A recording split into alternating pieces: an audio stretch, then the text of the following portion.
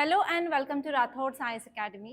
So ఈరోజు మనం ఈ క్లాస్లో ఏంటి అంటే కరెంట్ అఫైర్స్లో ఉన్న టాపిక్ని తీసుకొని క్వశ్చన్గా ఇచ్చేసి సో దాని మీద మనం ప్రాక్టీస్ అనేది చేస్తున్నాము. అంటే స్ట్రక్చరింగ్ ఎలా, లేకపోతే ఎలా ప్రజెంటేషన్ ఇంప్రూవ్ చేయాలి, లేకపోతే ఎలాంటి పాయింట్స్ అనేది ఇంక్లూడ్ చేయాలి, అసలు ఆన్సర్ రైటింగ్ రాసే విధానం ఏంటి అని. సో ఈ ఇమేజ్ చూసినట్లయితే అందరికీ తెలుస్తుంది ఈరోజు క్వశ్చన్ ఏంటి అంటే మంకీ పాక్స్ వైరస్ మీద. సో మంకీ పాక్స్ వైరస్ న్యూస్లో ఎందుకు ఉంది అంటే సో ఇది స్ప్రెడ్ అనేది చాలా ఎక్కువగా జరుగుతుంది అండ్ దీనికి సంబంధించిన మరణాలు కూడా చాలా ఎక్కువ జరుగుతున్నాయి అన్నమాట ఆఫ్రికాలో. అందుకని రీసెంట్గా WHO దీన్ని ఒక global health emergency, global health international concern అని చెప్పి క్లియర్గా ఇవ్వడం జరిగింది. కాబట్టి సో దీని మీద మీకు క్వశ్చన్ వచ్చే ఛాన్సెస్ చాలా ఎక్కువగా ఉంటాయి. కంపల్సరీ ఈ టాపిక్ మీద ఆన్సర్ రైటింగ్ ప్రాక్టీస్ తప్పనిసరిగా చేయాల్సింది ఉంది. సో ఇక్కడ మీరు క్వశ్చన్ చూసినట్లయితే discuss the implications of the recent monkeypox outbreak in Africa on global health equity and its potential concerns for India. Next వచ్చేసి what measures can be taken to address these challenges.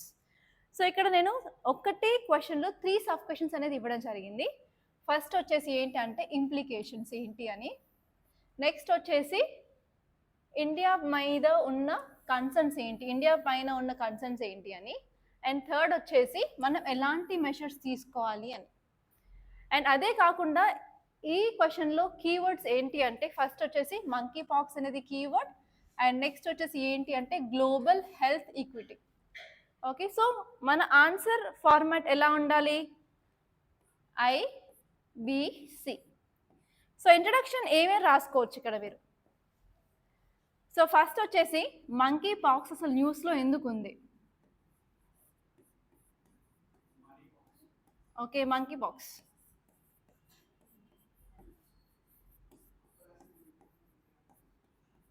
ఇక్కడ మీరు include చేయాల్సిన word ఏంటంటే WHO. So world health organisation అసలు monkey పాక్స్ని public health emergency of international కన్సర్న్గా declare చేసింది అని మీరు రాసుకుంటారు. సో ఇన్ కేస్ మీరు ఎగ్జామినేషన్ టైంలో యాంగ్జైటీగా ఫీల్ అవుతారు, డిప్రెషన్ ఉంటుంది కాబట్టి సో ఇన్ కేస్ ఆ word public health emergency of international concern గుర్తుకు రాలేదు అన్నప్పుడు అసలు మంకీ పాక్స్ ఏంటి ఆర్ఎల్స్ దేని వల్ల జరుగుతుంది అండ్ ఎస్పెషలీ ఇప్పుడు అవుట్ బ్రేక్స్ ఏ కంట్రీస్లో జరిగాయి అని రాసుకున్నా ఓకే. సో అది కాదు, అది కూడా నాకు వద్దు అనుకుంటే ఇక్కడ మీకు గ్లోబల్ హెల్త్ ఈక్విటీ అనేది ఉంది కదా. సో గ్లోబల్ హెల్త్ ఈక్విటీ అంటే ఏంటి, సో ఎందుకు ఈ గ్యాప్ అనేది ఎక్కువగా ఉంది? సో లెస్ డెవలప్డ్ కంట్రీస్కి, డెవలపింగ్ కంట్రీస్కి, డెవలప్డ్ కంట్రీస్కి ఈ హెల్త్లో ఉన్న గ్యాప్స్ ఏంటి, అది కూడా మీరు గ్లోబల్ హెల్త్ ఈక్విటీ గురించి కూడా రాసుకోవచ్చు. ఓకే, సో ఫస్ట్ వచ్చేసి WHO ఏం చెప్పింది, నెక్స్ట్ టైప్ వచ్చేసి ఏంటంటే అసలు మంకీ పాక్స్ వైరస్ అంటే ఏంటి, అసలు స్ప్రెడ్ అవుతుంది ఎక్కడ, ఎందుకు న్యూస్లో ఉంది, అండ్ నెక్స్ట్ వచ్చేసి పబ్లిక్ హెల్త్ ఈక్విటీ గురించి కూడా మీరు రాసుకోవచ్చు. ఈ మూడిట్లో ఏదైనా okay. So next body. So actually ఈరోజు క్లాస్లో చాలామంది స్టూడెంట్స్ బాడీని అసలు సరిగ్గా అడ్రస్ చేయలేదు. సో ఈరోజు బాడీలో నీకు ఇచ్చిన క్వశ్చన్స్ ఏంటి, ఫస్ట్ వచ్చేసి ఇంప్లికేషన్స్. సో ఇంప్లికేషన్స్ అంటే మీనింగ్ ఏంటి ఫస్ట్? సో ఇలా అవుట్ బ్రేక్ అవడం వల్ల మనం తీసుకోవాల్సిన లెసన్స్ ఏంటి ఆర్ కన్క్లూజన్స్ ఏంటి? సో ఇలా మంకీ పాక్స్ వైరస్ అనేది గ్లోబల్ హెల్త్ ఈక్విటీకి ఇంపాక్ట్ చేస్తుంది అన్నప్పుడు మనం తీసుకోవాల్సిన కంక్లూజన్స్ ఏంటి? ఇక్కడ మనకి ఏం కావాలి? ఫస్ట్ ఈ హెల్త్ ఈక్విటీని తగ్గించడానికి మనం ఏం చేయాలా? ఎస్, ఫస్ట్ వచ్చేసి మనకి వ్యాక్సిన్స్ కావాలి. సో ఎన్ని డోసెస్ ఆఫ్ వ్యాక్సిన్స్ కావాలి మనకి? మోర్ దాన్ 10 మిలియన్ కావాలి. కానీ ఇప్పుడున్న కెపాసిటీ ఓన్లీ 0.21 మిలియన్ మాత్రమే ఉంది. అంటే మనకి ఇప్పుడు ఏం కావాలి ఇక్కడ పెంచాలి అంటే? ఫస్ట్ వచ్చేసి మనకి రీసోర్సెస్ కావాలి కదా, అండ్ నెక్స్ట్ వచ్చేసి టెక్నాలజీ ట్రాన్స్ఫర్ డెవలప్డ్ కంట్రీస్ నుంచి డెవలపింగ్ కంట్రీస్కి. అలాగే అట్లీస్ట్ కొన్ని కంట్రీస్ డెవలప్డ్ కానీ డెవలపింగ్ కానీ ముందుకు రావాలి, మేము ప్రొడ్యూస్ చేస్తాం మీకు ఇస్తాము అని. సో ఇంకొక ప్రాబ్లం ఏంటి వ్యాక్సిన్స్ అంటే, ఆల్రెడీ మనకు వ్యాక్సిన్ పేరేంటి? MV. What is the vaccine name for monkey pox? Okay, MVA-NB. So ఈ వ్యాక్సిన్ ఆల్రెడీ మనకు ఉంది, కానీ ఈ వ్యాక్సిన్స్తో ప్రాబ్లం ఏంటి అంటే ఇది ఒక పేటెంట్ వ్యాక్సిన్, ఆల్రెడీ దీనికి పేటెంట్ అనేది ఉంది కాబట్టి ఒక్కో వ్యాక్సిన్ డోస్ వచ్చేసి $100కి అమ్ముతున్నారు. కానీ ఇలా less developed countries like Africa అనేది దానికి పెడుతుంది అంత ఖర్చు పెట్టలేదు. కాబట్టి మనకి ఏంటి అంటే మనకి లో కాస్ట్ ఆఫ్ వ్యాక్సిన్స్ కూడా ఇప్పుడు చాలా ఇంపార్టెంట్. ఇవి ఉంటే మనం ఈ గ్లోబల్ హెల్త్ ఈక్విటీని అట్లీస్ట్ ఈ మంకీ పాక్స్ వైరస్ ని కూడా తట్టుకోవడానికి యూజ్ అవుతుంది, first point.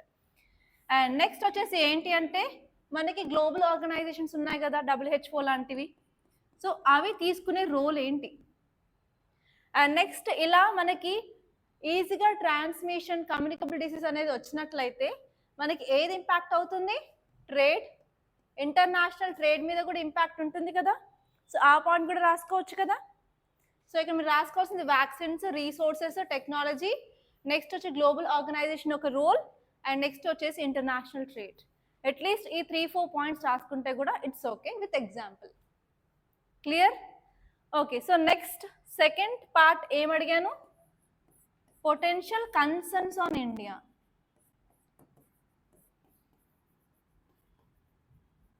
Potential concerns for India. So ఎప్పుడైనా సరే ఒక్క క్వశ్చన్ నుంచి ఒక్క క్వశ్చన్కి షిఫ్ట్ అయినప్పుడు కంపల్సరీ సైడ్ హెడ్డింగ్స్ యూజ్ చేయండి. ఆ సైడ్ హెడ్డింగ్స్ మీ తెలుగుతో యూజ్ చేయకపోయినా కూడా అట్లీస్ట్ కనీసం క్వశ్చన్లో కనిపించే వర్డ్స్ని డైరెక్ట్గా యూజ్ చేయండి. అలా యూజ్ చేస్తే ఏంటంటే మీకు క్లారిటీ ఉంటుంది, కనీసం ఆన్సర్ చూసే మా లాంటి వాళ్ళు కూడా క్లారిటీ వస్తుంది మీరు ఏం రాశారో తెలుసుకోవడానికి. ఓకే. సో ఇక్కడ పొటెన్షియల్ కన్సర్న్స్, ఇండియాకి అసలు కన్సర్న్ ఏంటి? సో రీసెంట్గా మనం న్యూస్ పేపర్లో చదువుకున్నాం ఏంటి అంటే పాకిస్తాన్లో కూడా కేసెస్ రికార్డ్ అయ్యాయి అని. సో అది మన బార్డర్ దాకా వచ్చింది. దానివల్ల మనకు ప్రాబ్లమ్స్ ఏంటి? Yes, there is risk of increased transmission. Especially మీరు ఇండియా చూసుకున్నట్లయితే డెన్సిటీ చాలా ఎక్కువ. సో డెన్సిటీ ఆఫ్ పాపులేషన్ ఎక్కువ కాబట్టి సో ఒకసారి మనకి ఇది వచ్చిందంటే చాలా మందికి ఈజీగా స్ప్రెడ్ అయ్యే అవకాశం ఉంటుంది కాబట్టి చాలా కష్టంగా మారుతుంది మనకు దాన్ని కంట్రోల్ చేయడానికి. సో ఫస్ట్ ప్రాబ్లం ఏంటి అంటే risk of transmission. And next వచ్చేసి మన దగ్గర వ్యాక్సిన్స్ ఉన్నాయా? అదేమైనా ఇండియా వ్యాక్సినా? కాదు. అలాంటప్పుడు మన వ్యాక్సిన్ కూడా చాలా పెద్ద ప్రాబ్లంగా మారుతుంది, ప్రొడక్షన్ అయినా సరే ఏదైనా సరే. అండ్ నెక్స్ట్ వచ్చేసి ఏంటంటే ప్రాపర్గా మన దగ్గర హెల్త్ సర్విలెన్స్ ఉందా? మన COVID-19 వచ్చిన తర్వాత మన దగ్గర ఎలాంటి లూప్ హోల్స్ ఉన్నాయో మనకు అర్థమైంది. సో అవన్నీ మనం రెక్టిఫై చేసుకున్నామా? ఇన్ని ఇయర్స్ అయినా కూడా రెక్టిఫై చేసుకోలేదు. మళ్ళీ ఇంకొక పాండమిక్ లాంటిది వస్తే మనం తట్టుకోగలమా? మన ఎకానమీ లేదు. కాబట్టి మనకు ప్రాపర్ హెల్త్ కేర్ సర్విలెన్స్ కూడా లేదు. ఓకే. అండ్ ల్యాబ్ టెస్ట్లు కానీ, ఓకే, టెస్టింగ్ మెషిన్స్ కానీ, మెడిసిన్స్ కానీ, ఈవెన్ హాస్పిటల్లో ఉన్న ఫెసిలిటీస్ కూడా అంతంత మాత్రంగానే ఉన్నాయి. కాబట్టి ఇది చాలా ఇంపార్టెంట్ కన్సర్న్ అనమాట ఇండియాకి. Clear? And next third point, third question ఏం అడిగాను నేను ఇక్కడ? మెజర్స్ అడిగాను. సో చెప్పండి. సో మెజర్స్ ఎప్పుడు మీరు రాసుకున్నా కూడా రెండు విధాలుగా రాసుకోవచ్చు.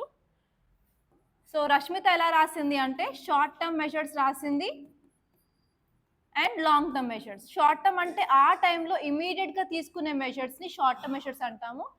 ఆ యొక్క ఇష్యూ అనేది సబ్సైడ్ అయిన తర్వాత లాంగ్ టర్మ్లో తర్వాత మన ఫ్యూచర్లో అటాక్ అవ్వకుండా ప్రివెన్షన్ స్టెప్స్ తీసుకునేది మన లాంగ్ టర్మ్లో. సో మెజర్స్ ఎప్పుడు రాసినా కూడా ఈ మెథడ్లో రాసుకోవచ్చు. ఇది ఫస్ట్ టైప్. ఇంకో సెకండ్ టైప్ వచ్చేసి ఏంటి అంటే ఇండివిజువల్ లెవెల్ దగ్గర తీసుకునే మెజర్స్ ఏంటి, లైక్ నేను తీసుకోవాల్సిన జాగ్రత్తలు. అండ్ నెక్స్ట్ వచ్చేసి ఏంటంటే కమ్యూనిటీ మొత్తం. Okay, group of individuals is called as community తీసుకోవాల్సిన మెజర్స్ ఏంటి, ఆర్ ఎల్స్ లోకల్ లెవెల్లో తీసుకోవాల్సిన మెజర్స్ ఏంటి, నెక్స్ట్ స్టేట్ లెవెల్లో అండ్ నేషనల్ లెవెల్లో అండ్ ఇంటర్నేషనల్ లెవెల్లో తీసుకోవాల్సిన మెజర్స్. సో మీకు టైం ఉంది, సో ఓన్లీ ఆ క్వశ్చన్లో మెజర్స్ ఒక్కటి అడిగారు, మీకు పేపర్ ఫిల్ అవ్వట్లేదు, సో మీరు థింక్ చేయడానికి టైం ఉంది, వర్డ్ లిమిట్ ఉంది, స్పేస్ ఉంది అన్నప్పుడు you can use this second method. And ఎప్పుడైనా సరే ఏంటంటే ఎథిక్స్లో కేస్ స్టడీస్ రాస్తున్నప్పుడు మెజర్స్ అడుగుతారు కామన్గా, అక్కడ మీరు యూజ్ చేయాల్సింది ఈ long term and short term use చేసి సరిపోతుంది. బట్ ఈ ఆన్సర్స్లో మెయిన్స్లో మాత్రం మెయిన్స్ ఆన్సర్లో మీరు ఏదైనా సరే యూజ్ చేసుకోవచ్చు. ఓకే, ఇప్పుడు చెప్పండి మనం ఎలాంటి మెజర్స్ తీసుకోవాలి ఇక్కడ? ఓకే, ఇండివిజువల్ లెవెల్లో ఐసోలేషన్, క్వారంటైన్, అవి ఇండివిజువల్ అండ్ కమ్యూనిటీ లెవెల్లో తీసుకుంటాం. సో రీసెంట్గా నిఫా కేసెస్ ట్రాన్స్మిషన్ తగ్గించడానికి కేరళ గవర్నమెంట్ ఎలాంటి స్టెప్స్ తీసుకుందో ఆ స్టెప్స్ని మీరు డైరెక్ట్గా రాసుకోవచ్చు, ఎందుకంటే ఇదే ప్రాక్టికల్ స్టెప్స్. సో మీరు కరెంట్ అఫైర్స్ చదివినప్పుడు మీకు ఎలాంటి పాయింట్స్ అక్కడ కరెంట్ అఫైర్స్లో కనిపిస్తాయి ఆర్టికల్స్లో, అవి డైరెక్ట్గా మీరు కంపల్సరీ యూజ్ చేసుకోవచ్చు 100%. సో అది కాకుండా ఇప్పుడు మనం వ్యాక్సిన్ ప్రొడక్షన్ ఇంప్రూవ్ చేయాలి అంటే ఏం చేయాలి? యాక్చువల్లీ ఇప్పుడు మనం ఫస్ట్ చేయాల్సింది ఏంటంటే వ్యాక్సిన్స్ అందించాలి. ఎందుకంటే prevention is always better than cure. So మనకి వ్యాక్సిన్స్ పెంచాలంటే ఏం చేయాలి అంటే మీకు కాన్సెప్ట్ చెప్పాను, కంపల్సరీ లైసెన్సింగ్ అని, గుర్తుందా? కంపల్సరీ లైసెన్సింగ్ అంటే ఏంటంటే ఒక డ్రగ్కి ఆల్రెడీ పేటెంట్ వచ్చింది అంటే మనం ఆ డ్రగ్ని ప్రొడ్యూస్ చేయాలంటే పేటెంట్ దగ్గరికి వెళ్ళాలి, పర్మిషన్ తీసుకోవాలి, వాళ్ళకి వచ్చి లంసమ్ అమౌంట్ ఇచ్చిన తర్వాత మనకు పర్మిషన్ ఇస్తారు. అది కూడా 1 year వరకు 2 years వరకు ప్రొడ్యూస్ చేసుకునే అవకాశం ఇస్తారు. కానీ ఇలాంటి ఎమర్జెన్సీ సిచ్యువేషన్లో ఏంటి అంటే గవర్నమెంట్ అనేది ఒక మ్యానుఫ్యాక్చరింగ్ ఇండస్ట్రీ, ఒక ఫార్మాస్యూటికల్ ఇండస్ట్రీకి పర్మిషన్ అనేది ఇస్తుంది అనమాట. ఆ పర్మిషన్ ఏంటి అంటే అసలు పేటెంట్ దగ్గరికి వెళ్ళి నువ్వు పర్మిషన్ తీసుకోక్కర్లేదు, నేను నీకు ఆర్డర్ వేస్తున్నాను, సో నువ్వు ఇది ప్రొడ్యూస్ చేయని చెప్తుంది అనమాట. దాన్నే మనం కంపల్సరీ లైసెన్సింగ్ అంటాము. సో ఇప్పుడు ఆల్రెడీ పేటెంట్ అయిన వ్యాక్సిన్ ఉంది, కాకపోతే ప్రైస్ ఎక్కువ. సో ఆ వ్యాక్సిన్ లేకపోతే మనం దీన్ని అరికట్టలేము. కాబట్టి government can give compulsory licensing ఇవ్వచ్చు ఇండియన్ ఫార్మాస్యూటికల్ కంపెనీస్కి. అప్పుడు ఇండియన్ ఫార్మాస్యూటికల్ కంపెనీస్ ఏం చేస్తాయి, ఆ వ్యాక్సిన్స్ అనేవి ప్రొడ్యూస్ చేసేసి మనం దాన్ని ఎక్స్పోర్ట్ చేస్తాము. దానివల్ల ఆఫ్రికాకి చాలా యూస్ఫుల్గా ఉంటుంది. ఆ పాయింట్ రాయొచ్చు. అండ్ నెక్స్ట్ చెప్పండి, మనకి రీసోర్సెస్ అనేది కావాలి. సో రీసోర్సెస్ ఎలా వస్తాయి అంటే డెవలప్డ్ కంట్రీస్ నుంచి మనం రీసోర్స్ ట్రాన్స్ఫర్ అలాగే టెక్నాలజీ ట్రాన్స్ఫర్ కూడా చేసుకోవచ్చు ఈ ప్రజెంట్ సిచ్యువేషన్లో. అదే కాకుండా ఏంటి అంటే ఫస్ట్ కమ్యూనిటీ పార్టిసిపేషన్ ఉండాలి, అలాగే పీపుల్కి అవేర్నెస్ అనేది ఉండాలి. డిసీజ్ అంటే ఏంటి, ఎలా సోకుతుంది, సో మనం కంటైన్మెంట్ మెషర్స్ ఏం తీసుకోవాలి, అసలు ఎలాంటి మెషర్స్ పాటిస్తే మనకి రాకుండా ఉంటుంది, ఒకవేళ వచ్చిన తర్వాత ఎలాంటి స్టెప్స్ తీసుకోవాలి. ఓకే, సో ఇలా మీరు ఒక 5 to 6 స్ట్రాంగ్ పాయింట్స్ రాస్తే సరిపోతుంది. క్లియర్ కదా? అండ్ బాడీ అయిపోయింది. Next conclusion. సో కంక్లూషన్లో కూడా చాలా మంది ఆగుతున్నారు. సో కంక్లూషన్ ఎలా రాస్తారు ఈ ఆన్సర్కి? వే ఫార్వర్డ్ రాయొచ్చు. నెక్స్ట్ వచ్చేసి సమ్మరీ. సో ఆల్రెడీ ఈ క్వశ్చన్లోనే మెజర్స్ అడిగింది కదా, మళ్ళీ మీరు కొత్తగా మెజర్స్ రాయడానికి ఏం లేదు కాబట్టి ఇది సింపుల్గా పక్కన పెట్టేసి ఇప్పుడు మీరు సమ్మరీ మీద ఫోకస్ చేస్తారు. సమ్మరీలో కంపల్సరీ మీరు ఇంక్లూడ్ చేయాల్సిన వర్డ్ ఏంటి అంటే global south. So global south concept దేని గురించి చెప్తుంది, జియోగ్రఫీ గురించా? కాదు. So developing less developed countries అంతా వచ్చేసి ఈ గ్లోబల్ సౌత్లో పార్ట్ అనమాట. ఈ కంట్రీస్లో లీడర్ ఎవరు? Maximum India. సో ఇండియా ఈ గ్లోబల్ సౌత్లో కంపేర్ చేసుకుంటే మిగతా కంట్రీస్లో కొంచెం డెవలప్డ్, కంపారిటివ్లీ రిలేటివ్లీ డెవలప్డ్ కాబట్టి. అండ్ ఈవెన్ మనకు తెలుసు COVID-19 టైంలో మనం ఎంత ఇంపార్టెంట్ రోల్ ప్లే చేసాము. And that to India is very good for pharmaceutical sector. కాబట్టి మనం కొంత రోల్ అనేది తీసుకొని, రెస్పాన్సిబిలిటీ అనేది తీసుకొని ఈ వ్యాక్సిన్స్ అనేది ప్రొడ్యూస్ చేసి మిగతా కంట్రీస్కి చేయడం వల్ల మనం కొంత ఈ గ్లోబల్ హెల్త్ ఈక్విటీ అనేది ఈ గ్యాప్ని తగ్గించడానికి ఇండియా చాలా పెద్ద రోల్ ప్లే చేస్తుందని చెప్పి ఫ్యూచరిస్టిక్ వేలో మీరు కన్క్లూడ్ చేస్తే సరిపోతుంది. ఓకే, ఇలాంటి కొంచెం టఫ్ వర్డ్స్, కీవర్డ్స్ అంటారు, అవి ఇంక్లూడ్ చేయడానికి ట్రై చేస్తే మీ answer very good and best answer అవుతుంది. అండ్ ఇంకోటి ఏంటి అంటే మీరు ఆర్టికల్స్ చదివి ఆ పాయింట్స్ రాస్తాను అంటే అస్సలు కుదరదు. మెయిన్స్లో you have to think beyond. ఎప్పుడైనా కరెంట్ అఫైర్స్ చెప్తూ ఉంటాను, ఇంకా ఆలోచించండి, ఇంకా ఆలోచించండి. ఐ థింక్ ఈరోజు మీ అందరికీ తెలిసింది అనుకుంటాను. సో ఎందుకు మేడం చెప్తుంది థింక్ చేయండి అని, ఎందుకు అంటే ఇలాంటి క్వశ్చన్స్ వచ్చినప్పుడు హ్యాండిల్ చేయగలగాలి. అరౌండ్ 80% ఆఫ్ క్వశ్చన్స్ వచ్చేసి మీకు కరెంట్ అఫైర్స్ నుంచి వస్తాయి, GS2, GS3, GS4. జస్ట్ ఒక 1.5 month వెయిట్ చేయండి, నేనే మీకు చూపిస్తాను ఎలా వస్తాయి క్వశ్చన్స్ అని. అప్పుడు ఎస్ మేడం కరెక్ట్, మేడం మాట వినాలి అని అప్పుడు మీరు ఒక లైన్లోకి వస్తారు. ఓకే, సో నేను ఇప్పుడు మీకు మోడల్ ఆన్సర్ చూపిస్తాను. Same question. ఇంట్రడక్షన్ నేను 2 waysలో ఇచ్చాను. ఫస్ట్ ఏంటంటే recent monkey pox outbreak in Africa highlighted significant challenges in global health. Global హెల్త్లో చాలా ఛాలెంజెస్ ఉన్నాయని చెప్పి రీసెంట్ మంకీ పాక్స్ అవుట్బ్రేక్ వల్ల తెలిసింది. ఎస్పెషలీ ఎందుకంటే చాలా కంట్రీస్కి హెల్త్ ఈక్విటీ వల్ల ప్రాబ్లం ఉంది కాబట్టి అది రాసుకోవచ్చు. సెకండ్ వచ్చేసి మంకీ పాక్స్ అనేది ఒక వైరల్ జూనాటిక్ డిసీజ్. అది రీసర్జెన్స్ అంటే ఆల్రెడీ ఇంతకుముందు ఉంది, కాకపోతే మళ్ళీ రీసర్జెన్స్ అయింది ఎందుకంటే కొత్త స్ట్రెయిన్ అనేది మనం ఐడెంటిఫై చేసాం కాబట్టి. అండ్ దానివల్ల ఏంటి అంటే మనకి గ్లోబల్ ప్రిపేర్నెస్, డిస్పారిటీస్, వేరే వేరే కంట్రీస్లో ఎలాంటి ఛాలెంజెస్ ఉన్నాయి హెల్త్ కేర్లో, అవన్నిటి మీద మనకి ఫోకస్ చేయాలన్నట్టు రాయాలి. లేకపోతే ఇదేం రాస్తారు, WHO that is world health organisation అనేది రీసెంట్గా ఎంపాక్స్ని public health emergency of international concern అనేది చేసింది. అదే కాకుండా ఈవెన్ ఆఫ్రికాలో కూడా African centres for disease control and prevention అనేది కూడా అది ఒక పబ్లిక్ హెల్త్ ఎమర్జెన్సీ అనేది ఇంటర్నల్గా అంటే ఆఫ్రికా లోపల కూడా డిక్లేర్ చేయడం జరిగిందని మీరు రాసుకుంటారు. సో ఇలా మీరు ఇంట్రడక్షన్ రాస్తే సరిపోతుంది. ఇంట్రడక్షన్ ఎప్పుడు 3 to 4 మాక్సిమం లైన్స్, అంతకుమించి అసలు ఉండకూడదు. కొందరైతే పెద్ద పెద్ద పారాగ్రాఫ్ పేజ్లో సగం రాస్తున్నారు, అలా రాయకండి. Only very simple and concise. అసలు క్వశ్చన్ అడిగిందా, క్వశ్చన్ తగ్గట్టు రాసామా లేదా అన్నట్టు చూసుకోవాలి. అండ్ నెక్స్ట్ ఇంప్లికేషన్ వచ్చేసి నేను చెప్పినట్టు మనకి వ్యాక్సిన్స్ కావాలి, ట్రీట్మెంట్ కావాలి అని రాయొచ్చు. ఇక్కడ నేను డేటా కూడా రాశాను, 10 మిలియన్ డోసెస్ కావాలి, కాకపోతే 0.21 మిలియన్ డోసెసే ఉన్నాయి. అండ్ నెక్స్ట్ వచ్చేసి ప్రైజెస్ కూడా రాశాను. అండ్ ఇక్కడ ఏంటంటే మిడిల్ ఇన్కమ్ కంట్రీస్కి, లో మిడిల్ ఇన్కమ్ కంట్రీస్కి అసలు యాక్సెస్ అనేది ప్రాపర్గా లేదు, అఫోర్డబుల్ కాదు. ఎందుకంటే ఒక్క డోస్ వచ్చేసి $100, అంటే ఇండియా మనీగా కన్వర్ట్ చేసుకుంటే around 8,400 rupees for single vaccine dose. అంతగా పెట్టలేరు కదా ఆఫ్రికా వాళ్ళు. సో అది రాసుకోవచ్చు. అండ్ ఈవెన్ ఇక్కడ మనం ఇది ప్రొడ్యూస్ చేయాలన్నా కూడా మన దగ్గర ప్రాపర్ టెక్నాలజికల్ ట్రాన్స్ఫర్ లేదు, నాలెడ్జ్ లేదు, కాబట్టి మనం చేయలేకపోతున్నాము, ఎస్పెషల్లీ లో అండ్ మిడిల్ ఇన్కమ్ కంట్రీస్లో అని రాసుకోవచ్చు. అండ్ నెక్స్ట్ వచ్చేసి రిసోర్సెస్ అనేది ప్రాపర్గా లేదు, ఎస్పెషల్లీ ఈ ఆఫ్రికన్ కంట్రీస్లో ఏంటంటే హెల్త్ కేర్లో కూడా చాలా తక్కువ బడ్జెట్ అనేది పెడుతున్నారు. ఈవెన్ ఇండియాలో ఎంత పెడుతున్నారు జీడిపితో పోల్చుకుంటే? చాలా తక్కువ. అంతకంటే కూడా ఆఫ్రికాలో తక్కువ బడ్జెట్స్ పెడుతున్నారు కాబట్టి వాళ్ళకి అసలు హెల్త్ ఈక్విటీ గ్యాప్ అనేది చాలా ఎక్కువగా ఉంటుంది, అది రాసుకోవచ్చు. అండ్ ఎస్పెషలీ మనకి ఇప్పుడు ఏం కావాలి అంటే రీసెర్చ్ అండ్ డెవలప్మెంట్ మీద ఫోకస్ చేయాలి. And especially lower income countries అనేది అసలు ఇండియానే రీసెర్చ్ అండ్ డెవలప్మెంట్లో చాలా చాలా తక్కువ ఇన్వెస్ట్ చేస్తుంది. ఇప్పుడు మీరు ఈ ఆఫ్రికా సంగతి చూసుకుంటే ఇంకా మీరు తెలుసుకోవచ్చు అసలు ఎంత తక్కువ చేస్తున్నారు. సో ఇవి అనమాట, ఈ ప్రాబ్లమ్స్ ఉన్నాయి, ఇది అసలు మన కన్క్లూజన్ అని అర్థం చేసుకొని నెక్స్ట్ క్వశ్చన్ చూసుకున్నట్లయితే కన్సర్న్స్ ఏంటి అని రాసుకుంటారు.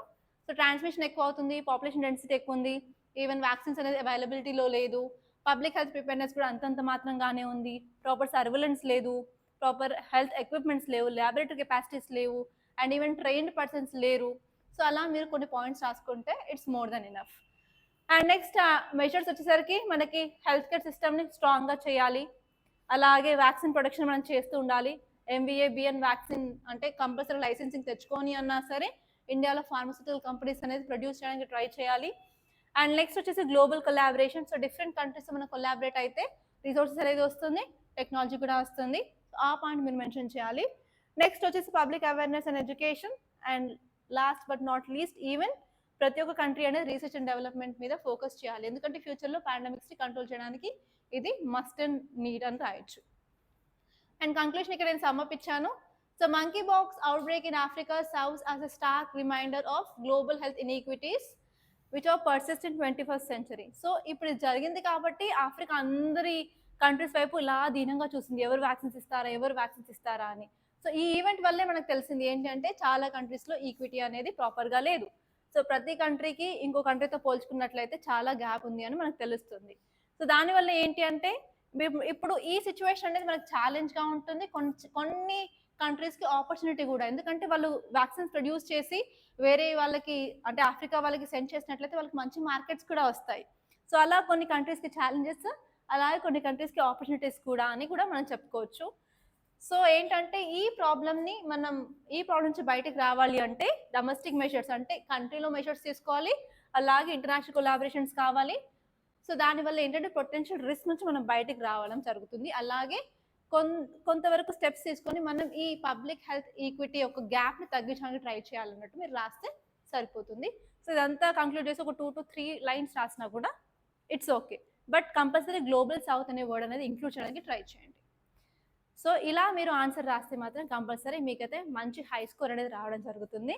సో మీరు ఒక కంక్లూషన్కి అయితే రండి, ఏంటి అంటే మన ఆర్టికల్స్లో ఉన్న పాయింట్స్ డైరెక్ట్గా మనం ఆన్సర్లో యూజ్ చేయలేము, సో ఇంకా వేరే విధంగా ఆలోచించాల్సి ఉంటుంది.